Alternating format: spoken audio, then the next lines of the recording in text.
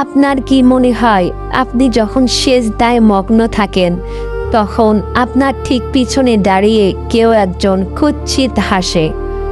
শহরের কোলাহল থেকে দূরে এক নিভৃত গ্রামে ছোট্ট একটি মাটির ঘরে বাস করতেন ওমর। তিনি ছিলেন একজন তরুণ ও নিষ্ঠাবান আলেম, যার চেহারায় সবসময় জান্নাতি নূর লেগে থাকত। গ্রামের মানুষ ওমরের মিষ্টি কণ্ঠের কোরআন তেলাওয়াত শুনে মুগ্ধ হতো, আর ওমরের রাত কাটত জায়নামাজের আল্লাহর প্রেমে চোখের জল ফেলে। ওমরের এই পবিত্রতা ও আল্লাহর প্রতি গভীর ভালোবাসা জাহান্নামের এক বড় সেনাপতি শয়তানকে ঈর্ষান্বিত করে তুলল।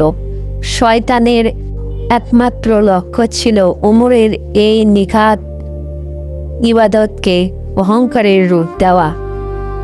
এক গভীর রাতে ওমর যখন তাহাজ্জুদের নামাজে মগ্ন ছিলেন, তখন শয়তান তার কানের কাছে ফিসফিস করে লোক দেখানো ইবাদতের কুমন্ত্রণা দিল।